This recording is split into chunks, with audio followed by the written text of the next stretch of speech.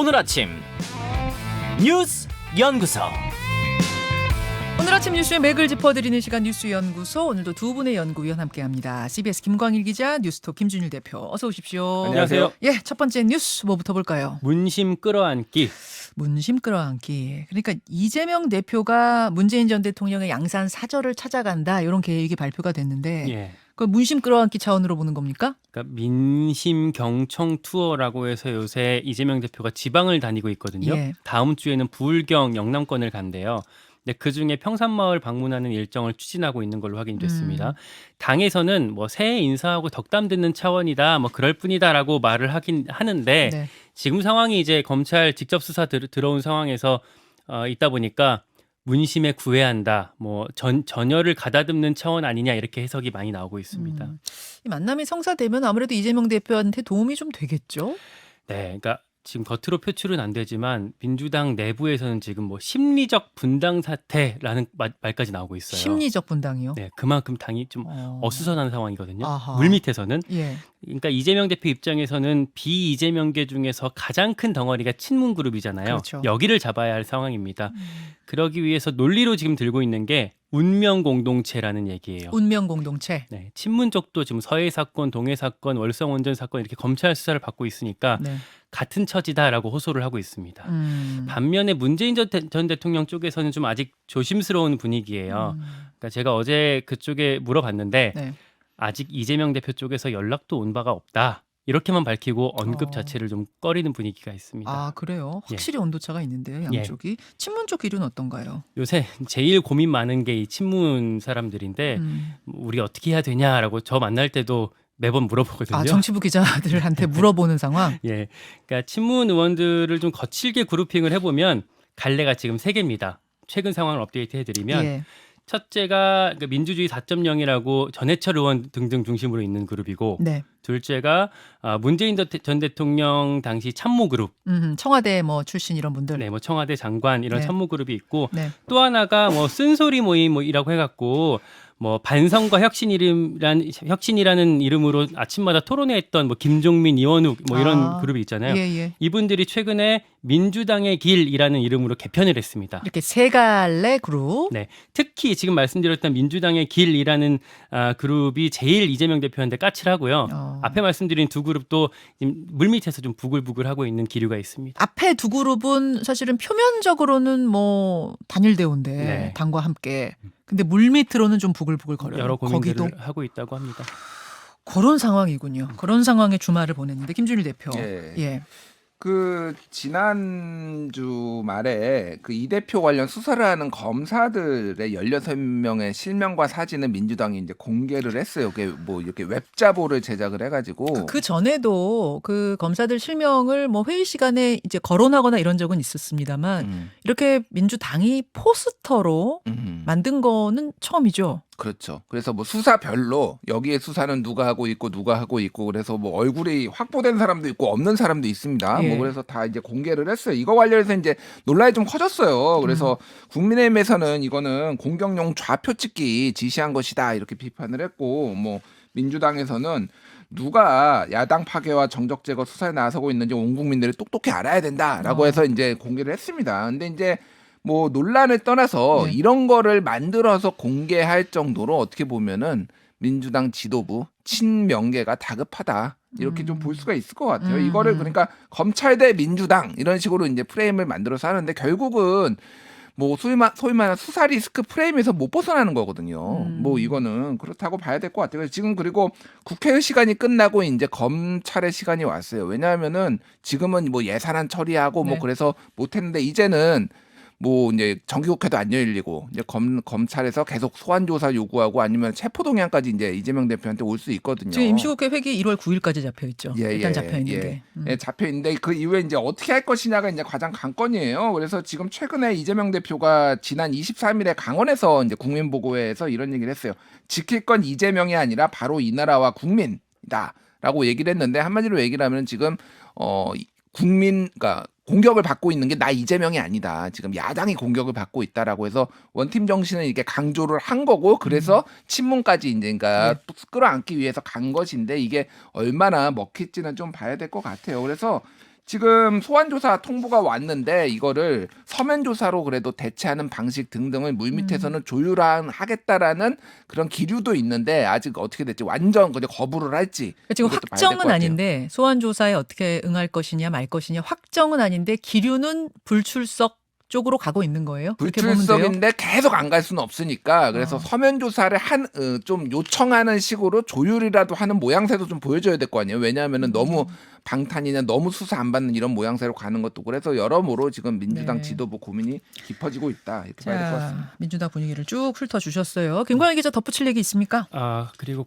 이번 주 초반에 관전 포인트가 하나 있는데 노웅래 의원 체포동의안이 이제 지난주 금요일 날 그러니까 토요일 새벽이죠. 네. 국회 본회의에 보고가 됐거든요. 네. 그래서 이제 72시간은 넘기고 아마 이번 주 수요일 날 표결을 하게 될 것 같아요. 민주당 지금까지 분위기로 봤을 때는 당론을 정하기보다는 소신 투표, 자율 투표에 맡길 것 같거든요. 자율 투표라고 하지만 사실상 분위기는 좀 부결 쪽이라면서요. 네, 이게 익명으로 투표가 되게 될 텐데 내부 분위기 살펴봤을 때는 뭐 아직 의원들끼리 구체적으로 얘기를 주고받지는 않은 상황이라고는 하지만 네. 제가 한 명 한 명 좀 물어봤을 때는 부결 분위기가 큰 것 같습니다.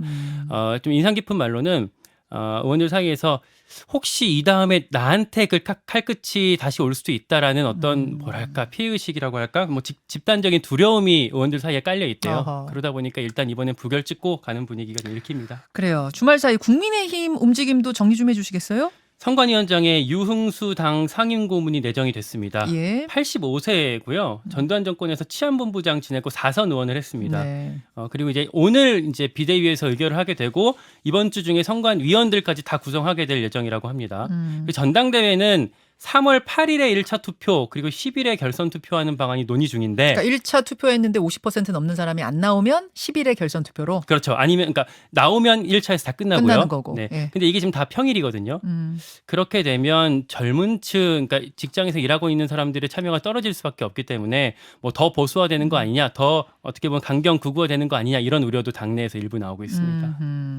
그래요. 여기까지 보고 오늘 뭐 뉴스닥도 준비가 돼 있고 인터뷰들 준비되어 있으니까 더 풀어보도록 하죠. 두 번째로 갑니다. 깜깜이 예산 실세들은 웃었다. 내년도 예산안 국회가 한 달 넘게 싸우다가 토요일 새벽에 드디어 끝이 났는데 이거 일단은 역대 최장 지각철이죠. 그렇습니다. 예, 계속 이건 지적했던 부분이고 또 하나 밀실 합의 지적을 안 할 수가 없어요. 예. 그러니까 예전에는 막판에 예결위에서 쪽지 예산 넣는다고 비판을 받았었잖아요. 이제 이번엔 그걸 넘어서 뭐 아예 2+2, 뭐 3+3 이런 근거도 없는 비공식 협의체에서 협상하면서 여야가 뭐 기록도 안 남기고 자기들 마음대로 실세들 지역구 예산을 증액했습니다. 참.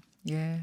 기자들도 결과가 나온 다음에야 이 내용을 알 수가 있었는데 뚜껑 열어보니까 여야 지도부 실세들이 자기 지역 예산을 참 수술하게 챙겼습니다. 그러니까 여당에서는 정진석, 성일종, 송원석, 권성동, 장지원, 이철규, 야당에서는 조정식, 박찬대, 위성군, 박정 의원들이 수십억씩 지역구 예산을 증액한 것으로 드러났습니다. 국민들 입장에서 크게 달라지는 건 뭐예요? 이건 이제 예산안 자체보다는 예산 부수 법안을 봐야 하는데요. 네. 가장 눈에 띄는 게 소득세가 달라졌습니다. 소득세. 과세 표준 5천만 원, 그러니까 요걸 연봉으로 좀 거칠게 따져보면 네. 7,800만 원 정도가 될 텐데 예. 요거 기준으로 세금이 54만 원이 줄어들게 됐습니다. 연봉 7,800만 원 정도 버는 사람이 세금 54만 원 줄어든다. 네. 그리고 월세 세액공제가 기존에는 최대 12% 수준이었는데 이게 최대 17%까지로 올라갔고요. 네. 종부세가 서울에 2주택 가진 사람의 부담액이 절반 이하로 떨어질 예정입니다. 그래요. 서울에 그러니까 다주택자, 2주택자들 혜택이 제일 커요. 예, 그 조정 지역 이제 들어가는 지역들은 다 부담액이 떨어지는데 서울은 다 조정 지역입니다. 예. 김준일 대표는 어떤 거 눈여겨 보셨어요? 일단 뭐 김광희 기자가 얘기했는데 중앙일보 기사가 눈에 띄더라고요. 제목이 이겁니다. 마른 수건 짰다고 여실세 5인 9,200억 알짜 예산 챙겼다. 뭐 이건데 쉽게 얘기를 하면은 뭐 윤핵관이라고 불렸던 뭐 장제원 아니면은 신핵관이라고 실세 초선들인 뭐 배현진, 유상범, 박수영 이런 의원들의 예산이 확 늘었다. 이번에 조정을 하면서 그런 얘기들입니다. 그래서 뭐 역대급으로 아껴 쓴다라고 했지만은 역시 실세들이 다 챙겼다 뭐 이런 얘기도 있고 지금 어제 그저께 이제 그 추경호 부총리가 어제네요. 예, 나와가지고 다주택자 사업자 취득세 중과 완화를 위한 법령 개정안을 내년 2월에 내겠다라고 지금 얘기를 했어요. 네. 그래서 추가적으로 지금 뭐 문재인 정부에서 있었던 투기 억제책 그런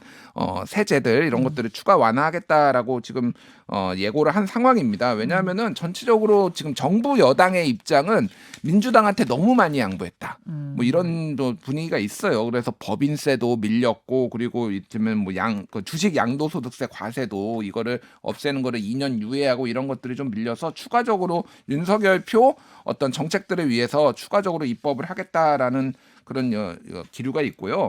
또 우리가 좀 눈에 띄게 알아야 되는 거는 지금 서울 지하철 요금 인상이 불가피하다. 지하철 요금, 예. 서울 지하철 요금 오르는 거죠? 오를 가능성이 매우 보여요. 높아졌다. 예, 예, 이거 뭐 6개월 정도 논의가 필요한 상황인데 왜냐하면은 이게 지금 만 65세 이상은 지금 그 무임승차하고 있잖아요. 네. 요금을 안 내고 있는데 그거를 정부가 지금까지 보전해 왔는데 그게 이번에 변경안이 있었지만 그게 삭감이 돼서 원안대로 올라갔거든요. 그러면서 오세훈 시장 이거는 불가피하다. 지금 8년 됐습니다. 올린 지. 그러면은 지하철 요금 올리면은 이게 버스하고 연동되기 때문에 버스 요금도 같이 올라야 돼요. 그리고 이게 수도권이 다 한 묶음이기 때문에 경기, 인천도 같이 오를 가능성이 상당히 높습니다. 그렇게 되면은 이제 이게 전체적으로 많이 물가를 많이 자극을 할 거고 최소 100원에서 200원은 오르지 않을까 이런 예상들이 나오고 있는 게 지금 적자 폭이 엄청 크거든요. 그 적자에서 무임 수송이 차지하는 비중이 거의 한 30% 되더라고요. 30% 돼요. 이게 부담이 상당히- 84년에 네. 처음 대통령 명령으로 지시됐는데 그때는 4%였습니다. 그 네. 무임이. 근데 지금 30% 됐는데 내년부터 소위 말하는 58년 개띠들이 이제 여기에 포함이 되거든요. 아, 그렇죠. 이때가 인구가 엄청 많아요. 네, 그러니까 많아요. 점점 늘어날 수밖에 없기 때문에 아예 법을 바꿔야 되는데 뭐 하태경 의원 같은 경우에는 70세로 연도별로 단계별로 올려야 된다. 뭐 이런 무임승차 나이를 바꾸자. 나이를 바꿔야 된다. 너무 부담이 크다. 너무 부담이 크다. 이런 얘기까지 지금 나오고 있는 자, 상황입니다. 어떻게 생각하십니까? 보기로 하고요.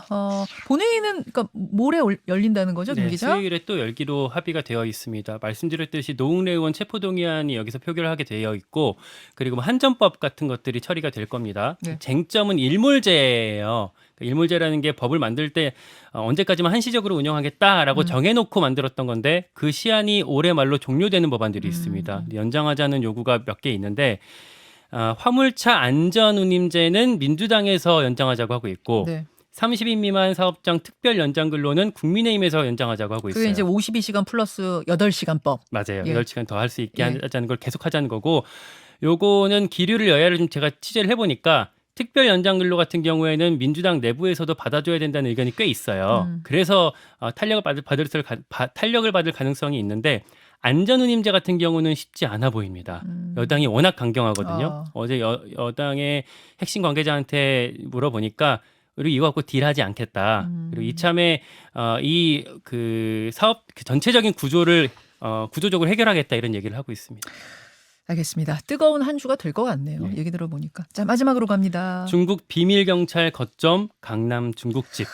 저도 이 뉴스 궁금했어요. 그러니까 중국의 비밀 경찰들이 강남에 있는 한 중국집에 털을 잡고 그동안 뭔가 비밀 첩보를 수집한 거 아니냐 이런 보도가 나왔어요. 그러니까 이게 원래 한 국제 인권 단체가 제기했던 의혹인데요. 중국이 전 세계 53개국에다가 비밀 경찰서를 운영해서 반체제 인사를 탄압하는 데 쓰고 있다라고 보고서를 쓴 거예요.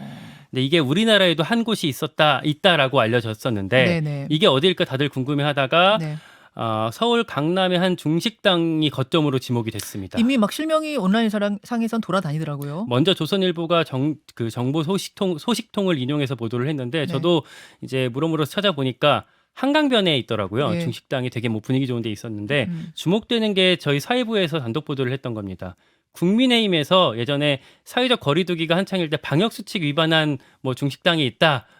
이런 논란이 있었거든요. 있었어요. 예. 네. 근데 이게 어떤 사람이 있었냐 하고 좀 보니까 이영수 씨였어요. 그러니까 이게 알만한 사람은 다 아는 보수의 어떤 핵심 인사인데 뭐 대중 정치인은 아니지만 조직을 움직이는 사람이거든요. 최근까지 활발하게 운영하고 있는 그런 사람인데 그러니까 최근에 그러니까 이 이영수 씨가 준비하고 있던 포럼, 뭐 세미준이란 포럼에 당권 주자들까지 다 몰려갔던 그런 정도의 그 위력이 있는 사람인데 네. 이게 뭐 우연의 일치일 수도 있겠지만 그러다 보니까 파장은 더 커질 것 같습니다. 그 사람이 뭐 어쨌다는 거예요? 그 사람이 식당에서 국민의힘 사람들을 데려가서 방역 수칙을 어겼던 그 식당이 이 식당이 식당이다. 식당입니다. 예. 그렇게 또 뭐 그 사이에 연관 관계가 있는 건 아니고 예. 우연의 일치인지 모르지만 그렇더라. 네. 여기까지 이제 더해지니까 여러 가지 막 소문들이 도는 거군요. 국회 앞에 2020년 12월에 지점도 냈습니다. 지금 여기가. 그래서 지금 그 건물에는 CCTV 중국 중앙 TV하고 이 식당하고 같이 있다고 하는데 네. 강남에 있는 거는 지금 연말까지만 운영하고 지금 폐쇄한다고 하거든요. 국회 앞에 거는 이건 어떻게 할지 좀 궁금하네요. 이 얘기는 이번 주 탐정 있거든요. 제가 탐정에서 좀 더 취재할 수 있는 내용들 있는지 보고 전해드리겠습니다. 두 분 수고하셨습니다. 감사합니다. 김현정의 뉴스쇼는 시청자 여러분의 참여를 기다립니다. 구독과 좋아요, 댓글 잊지 않으셨죠? 알림 설정을 해두시면 평일 아침 7시 20분 실시간 라이브도 참여하실 수 있습니다.